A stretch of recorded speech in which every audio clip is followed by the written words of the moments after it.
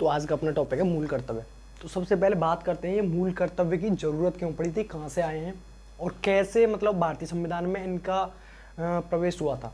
तो सबसे पहले बात करते हैं एक उस टाइम की जिस टाइम पर इनकी ज़रूरत पड़ी थी।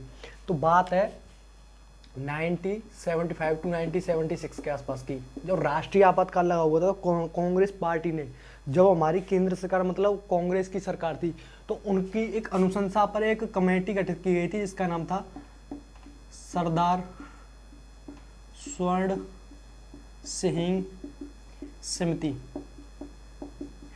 इस समिति को ये काम दिया गया था कि ये ऐसे मूल कर्तव्य की रचना करें या फिर मूल कर्तव्य लेके आए जिससे हमारे जो देश के लोग हैं वो हमारे देश के लिए, हमारे राष्ट्र के लिए उनके प्रति सजग हो जाएं या फिर उनकी जिम्मेदारी बन जाए कि हमारे देश के लिए ये करना है, क्या नहीं करना है।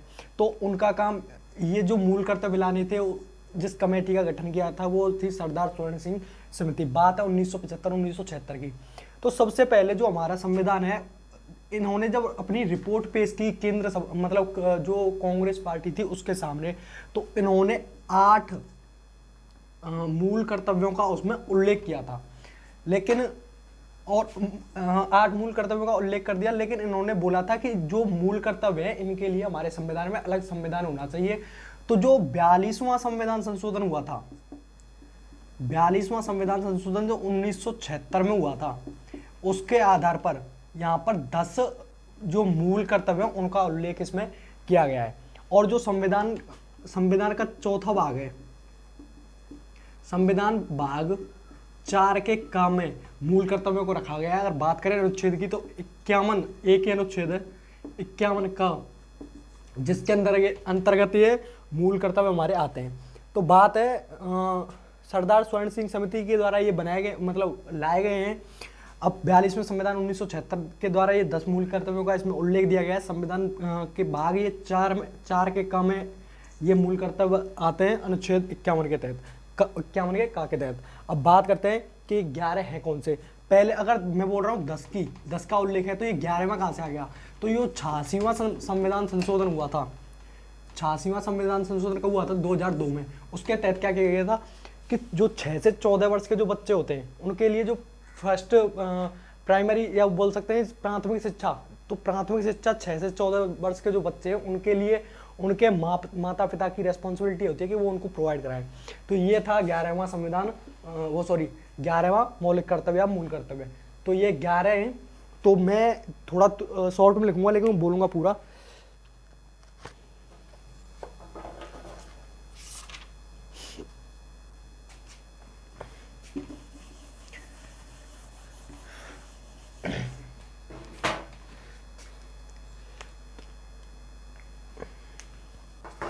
तो इसमें पहला है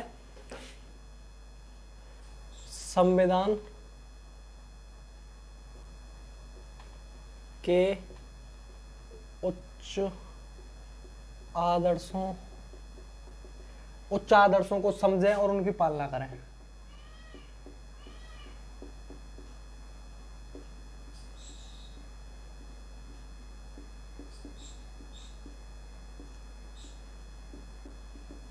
राष्ट्रध्वज, राष्ट्रगान का सम्मान करें।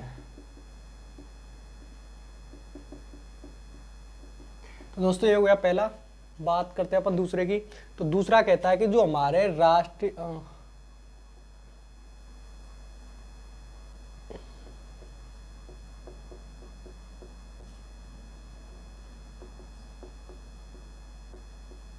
जो स्वतंत्रता आंदोलन को प्रेरित करने वाले या फिर हमारे जो राष्ट्रीय आंदोलन है उनको प्रेरित करने वाले आदर्शों को अपने हृदय में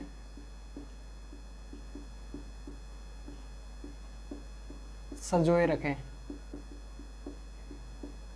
और उनके जो उच्च आदर्श हैं उनका सम्मान करें। थर्ड है भारत की एकता, प्रभुता, अखंडता को बनाए रखें।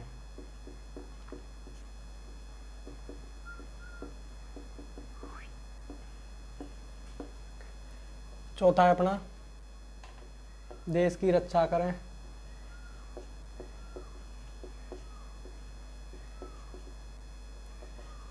देखो ये जो चार हो गए कि संविधान के उच्च आदर्शों को समझे व उनकी पालना करें, राष्ट्रध्वज राष्ट्रगान का सम्मान करें, स्वतंत्रता आंदोलन को प्रेरित करने वाले उच्च आदर्शों को अपने हृदय में संजोए रखें एवं जो उनके आदर्श हैं उनको समझें और उनकी सम्मान करें, भारत की एकता प्रभुता अखंडता को बनाए रखें, देश की रक्षा करें। अब पांचवा आ जाता है, वो आता है अपना भारत के लोगों के बीच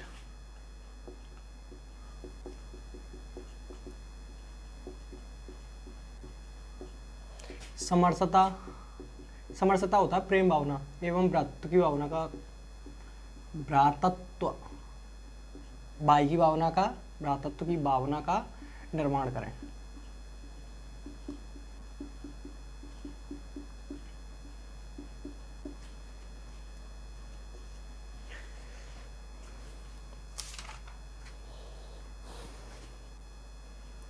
छठवां आ जाता है हमारी जो मिश्रित संस्कृति है,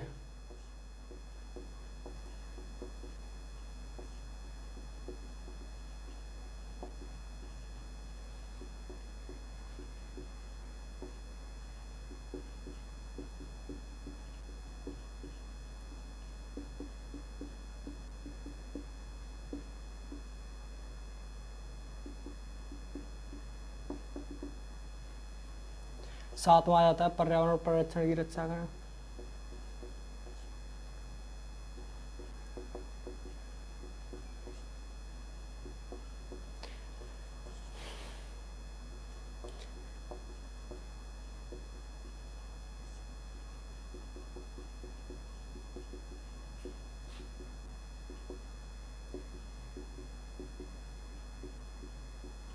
वैज्ञानिक दृष्टिकोण को बढ़ावा दें और ज्ञान अर्जन करें। नौवां आ जाता है अपना कि जो हमारे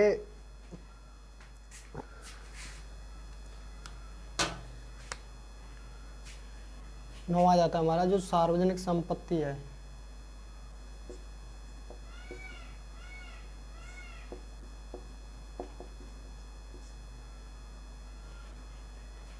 सार्वजनिक संपत्ति की रक्षा करें, और यह है व्यक्तिगत या सामाजिक को उत्कर्ष की ओर बढ़ावा दें। और जो लास्ट बचता अपना 11वां वो है 6 से जो 14 वर्ष के जो बच्चे हैं,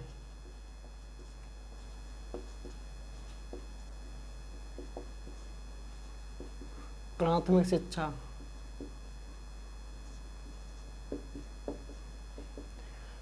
शिक्षा उनके माँ बाप द्वारा प्रदान की जाए।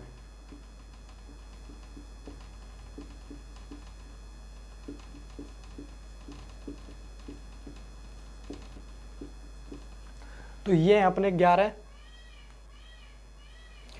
11 मूल कर्तव्य। कुछ नहीं है, थोड़ा सा ही है, तो आप इसको आराम से कर सकते हैं। Thank you.